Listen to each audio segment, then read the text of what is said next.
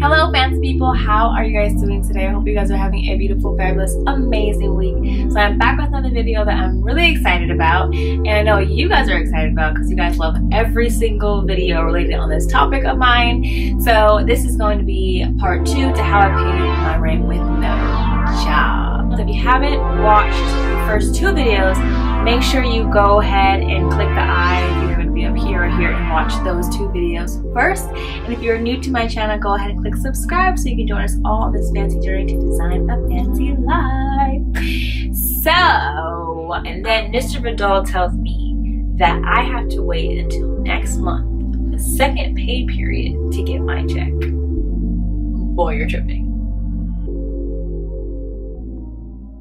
And before I went to his office, I did research, and it said that like the law of California is that if you're fired, you have to get your check within 48 hours. You can double check, see if that's right still, but that's what it was at the time, I think. Yeah, because that's what I told him. And he was like, no, my district is different because our offices are so far away and it takes X amount of time and X amount of time to do this, that, and the other. And he was being really snark about it, like, no, honey, your research is invalid. I didn't press the issue that day because I felt like, okay, well, he told me he's gonna help me, so maybe he doesn't want to give me the final check because that'll solidify me being fired, right? So let me just chill out. So I go home and I wait for his call the next day. I didn't get a call, so I called him and he didn't answer, left a voicemail. He called me back, right? So he calls me back and he tells me, look, Clarice, none of my teachers were answering my phone calls. And so unfortunately there's just nothing I can do. I can't transfer you. Sorry about that. But you'll get your final check next month. And I was kind of just like, what? So I called my dad and I told my dad like what happened. And my dad was like, absolutely not. Because I was like questioning like, hey dad, like, is this right? Do I have to wait this long to get my final check? And my dad was like, absolutely not. You're supposed to get it right away when you're fired. Because things like what happened happens. So my dad was on his way home from work and he kind of like passes my apartment. So he came and got me, and together we went to Mr. Vidal's office. Don't judge me, don't call me all kinds of names, because I felt like if my dad talked to Mr. Vidal, it could work because Mr. Vidal's Hispanic and my dad speaks Spanish, and most of the time people don't expect him to speak Spanish, and usually when that happens, guys with guys specifically, he meshes well with them. They become friends. They may be able to have some kind of resolve. You know, me just trying to use some rationale. I'm fired. I'm stressed out. Okay. And before we went into the office, my dad looked at me and he told me, Clarice, don't you say anything. Okay. I'm going to do all the talking. Yeah. So we go in and immediately my dad's dad mode kicks in and he's like, why are you firing my daughter? Why? She said she didn't do that. She was on time every day. Why are you firing my daughter? Give her another job. It's going off on him, and it's just not. No Spanish is being spoken. It's not as productive as I was thinking. So I had to like stop my dad, like, yo, Poppy, let me just chime in for a second. So then I look at Mr. Vidal and I was just like, look, we're just here to get my final check. You don't understand why I have to wait. Like I told you the first time, like this job was going to pay for my entire life. Without this job, I don't know how I'm going to survive. However, you're firing me, so I have to deal with the consequences.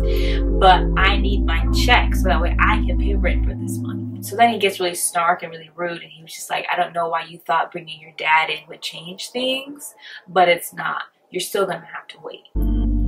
Okay, so then my dad and I leave. My dad goes off and he's like, I told you not to do all the talking. I almost had it. Look, bro, you did not have it. So then me and my dad are like putting our brains together. We're trying to strategize. We're like, you know what? We're like, we're going to show up one more time. And if he doesn't give us my check then we're going to take him to court because this is out of control. We go down there the next day. You just got to pay attention because God is always like just dropping little nuggets. Because when I was waiting in the office, first of all, we were waiting there such a long time that I had no other choice but to look around, right? So I looked over to the right and there was this office. I was like, that sounds really interesting. Let me look up what that office means, what that name means. So I look it up and basically that's the office where they write, distribute, and make the checks for employees. So I nudged my dad and I'm like, Dad, look at that. And he's like, we gonna get him today. So he comes out, he stands over us, and he looks at us. He comes out into the lobby and he stands over my dad and I. And he looks at us, and he put his hand on his hips, and he was like, yeah, what are you here for? I'm here to get my check.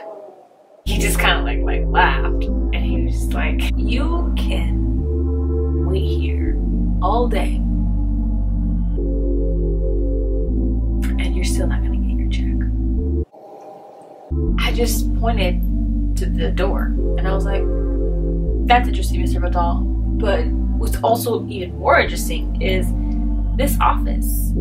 Isn't that the person that writes and distributes the checks for your employees? And he was like, yeah, she's on vacation. And he leaves. At this point, he's just being rude, and now he's just playing a cat and mouse game because it's blatantly clear that he can't just give me my check right away. As I was about to leave, there's this black receptionist, and she calls me over there to tell me a quick story about a similar situation she was in when she was my age, about how her employer didn't want to pay her either after they fired her for no reason. She brought her dad down, and her dad went in that office and got her check. And she was just like, you know what, don't give up. What he's doing is not right, and don't let him do this to you. It was really nice to hear that, because at that point I was feeling really defeated, and I just couldn't really understand why it was happening to me. But hearing that was really comforting, you know. That's why I really love stories. I left, and I saw on my phone I had a missed call. So the missed call was from Susie, and she was just like, hi Clarice, it's Susie, just giving you a quick call to let you know that your check is here at the office and it's ready for pickup. When I tell you third time's the charm, Lulu, third time is the charm. So the next following day, I went and picked up my check, and it was funny because on the voicemail, she made sure to tell me that I don't need to ask for her or Mr. Vidal. I just need to go in, and the receptionist already knows to give me my check. So they didn't want to talk to me. They didn't want to hear what I had to say. They didn't even give me the satisfaction of saying, boom, told you so. And I grabbed my check. I said bye to the receptionist, and I walked out slowly and ever looked back. Let's get to the nitty gritty. The check from that job was about $563, and I needed about $100 more. What's funny was that I wasn't gonna get paid from my other job until the next month either. So in a funny way, it's kind of like I had to get fired in order to have money to pay my rent, because both jobs I wouldn't have gotten paid to the following month. So I was going to school full-time at university, so I had to take out more loans that I didn't want to, but I had to. And that came right on time, and I paid my rent. I feel like God was kind of like, you're not gonna have money anyway, so why not have you learn all of these different lessons and teach you all of these different things in the process. In the moment, those things suck. Like getting fired, people lying on you, you know, people having their own personal reasons why they don't like you, and situations that are just really out of your control happen to you, and it just really sucks in the moment. But I think what's beautiful is when you are in those moments and you persevere anyway, and you stay positive anyway, and you still see the light anyway. That is how you truly learn. That is what life is. That's life. Crazy things happen to us all the time. We always think that one thing's gonna go one way. I'm gonna get this job. Life's gonna be perfect. Like I felt like I was gonna have that job like my whole college career. And in the next video, I'm gonna explain to you why I feel like it was actual purpose. But just so many lessons were learned. Like I learned how to literally stand up for myself, and how to speak up, and being confident in who I am and what I believe and what I know is right. And I feel like it's important that I share these stories with you guys because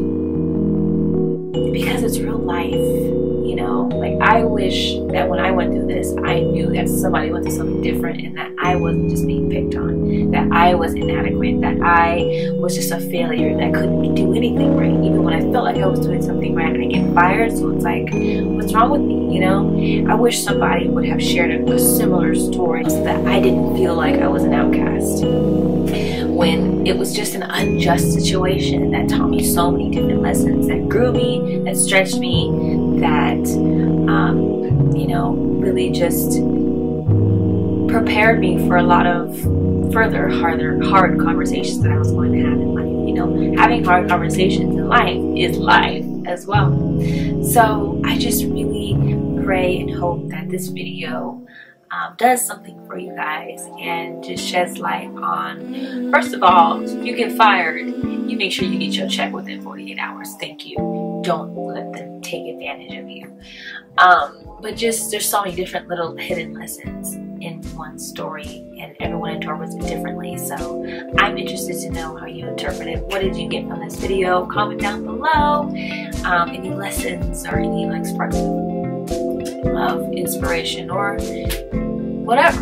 I love you guys, and as always, subscribe if you aren't subscribed, and so you can hop on this journey with us to design a fantasy life and to learn the how-tos on how to live a better and bolder, authentic life.